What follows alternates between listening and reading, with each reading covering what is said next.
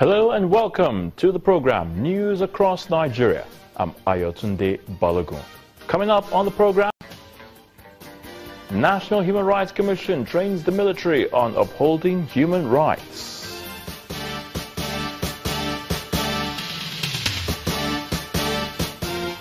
Many feared dead as suspected herdsmen attacked 2 local government areas in Taraba State.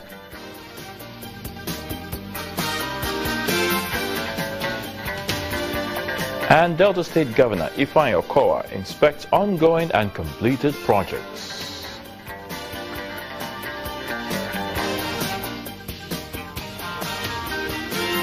Since the war against insurgency started in northeast Nigeria, there has been accusations against the Nigerian military of human rights abuses in its fight against the Boko Haram sect. The allegations were made in spite of the military's efforts to stabilize the region and restore some normalcy. It's against this backdrop that the National Human Rights Commission, NHRC, put together a program for the military and the Civilian Joint Task Force who are directly involved in the fight against insurgency. The insurgency in northeast Nigeria has left casualties in its trail, with many civilians and soldiers killed in gun and bomb attacks. The Nigerian military, fighting the insurgents for a number of years now, has reported many successes. But there have been dampeners on these victories, with human rights organizations often accusing the army of rights abuses. Many of these allegations have been refuted by the army. Still, the National Human Rights Commission believes soldiers need to have a clear idea of what these violations are and how to avoid them. Protect the civilians is very, very important, and to distinguish the civilian population from the insurgents is very important, and we must continue, because every time we're getting new cadets into the military. They're coming in every year, so we must continue to do this training. A representative of the United Nations Human Rights Commission in Adamawa State gives his impression of the military's human rights record. From what we saw in Damboa, in Bama and other areas, I think there was some semblance of professionalism exhibited by the military. So in terms of being conscious of the rights of civilians, to that extent it was seemed to be adhered to. Commander of the Nigerian Air Force Base in Yola says the training would enhance professionalism in the military and reduce abuses. No matter what the provocation is, it's our job to make sure we observe the international standards in maintaining the principles during our counterinsurgency operations. That's what differentiates us from the terrorists. So the essence of the training is to make sure that we continue to enhance the capacity and professionalism, and to make sure that we reduce as much as possible collateral damage during the operations. The rights campaigners say they understand the need to protect Nigerians against attacks from insurgents. Their appeal, however, is that the military must uphold human rights laws and operate in line with the rules of engagement at all times. Let's move over now to Ogun State in southwest Nigeria, where fear is said to have gripped the residents of the Atiba area of Odogbolu after 6 members of a family were killed by people suspected to be assassins. It was gathered that the victims, father, mother and their 4 children, were all stabbed to death by the suspected assailants. The details of the attack are still sketchy. The Ogun State Police Command has confirmed the incident, saying that investigations to unravel the mystery behind the act has already begun. The Commissioner of Police, Ahmed Ilyasu, is said to have deployed operatives of the Special Anti-Robbery Squad and men from the Homicide Section to the area. This attack is coming against the backdrop of the wave of murders allegedly carried out by a terror gang known as Bado in neighboring Ikorodu area of Lagos State. Meanwhile, reports say many people have been killed by gunmen suspected to be herdsmen in Takum and Kurmi local government areas of Taraba State. The residents of the areas are said to have fled their homes to seek refuge in neighboring communities for fear of more attacks by the gunmen. Spokesman for the governor, Silvanus Yakubu Giwa, confirmed the attack, saying security agents have been deployed to the areas, adding that government will intensify efforts to protect lives and property. He then appealed to the residents there to provide useful information to security agencies to track down the perpetrators of the crime.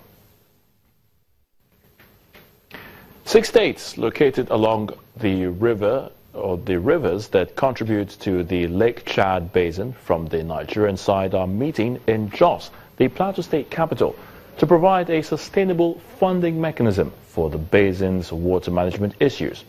Plateau, Bauchi, Kano, Jigawa, Yobe and Borno states are all attending a technical summit to address the long-term failures in the management of the river systems that has affected thousands of hectares of land.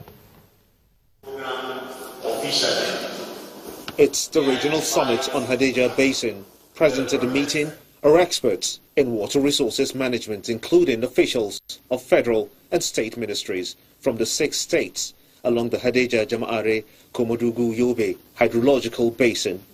This program officially. They are here to figure out solutions to challenges caused by human activities responsible for scarcity of water in the region. Today's technical session, which core objective is strategies for the resuscitation of the Hadejia Jama'are Komodugu Yobe Trust Fund, shows the determination of our government to engage in full discussion with other states in seeking solutions to the problems that arise as a result of uncoordinated water resources development and management in the basin. Of great importance is the issues surrounding ecological disasters such as flood, erosion and drought, which are threats to life and property. We are talking about a basin where rainfall is very, very low.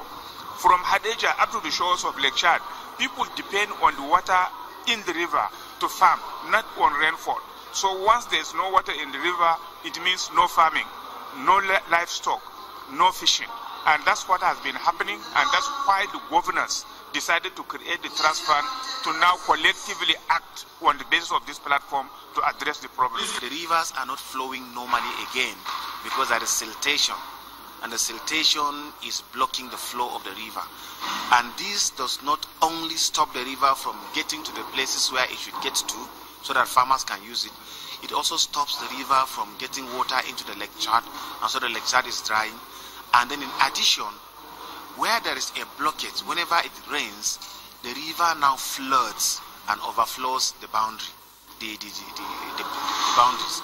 And when it overflows the banks, it destroys farmlands in thousands of hectares along its basin. Expected at the end of these deliberations are clear suggestions and recommendations on actions to be taken to address the challenges of water scarcity in the region. The Autonomy local government councils are asking for may yield little or no result at all if the system is not reformed. This is according to the Kwara State Governor, Abdul Fattah Ahmed, who is advocating council administration reforms to enable the third-tier system of government meet its obligations to the people. The governor made the call during the swearing-in of the newly appointed Transition Implementation Committee chairman in Ilorin, the state capital. The truth is that the desired autonomy will yield little fruit unless local government system is reformed and strengthened along economic lines. In other words, granting autonomy to a local government with highly limited economic potential is more likely to complicate rather than resolve the challenges confronting such local governments. What we need is a reform that provides tangible opportunities for local government to meet salary and infrastructure obligations. In this light, you must strengthen the synergy with the Kwara State Internal Revenue Services to shore up your internally generated revenue. This will go a long way in enhancing your ability to meet more of your compelling obligations, especially the prompt payment of salaries. You also need to concentrate more efforts in mobilizing the informal sector for compliance with tax regulations. The Governor of Kwara State, Abdul Fattah Ahmed. When we come back after the break, Delta State Governor Ifeanyi Okowa inspects ongoing and completed projects. Join us again.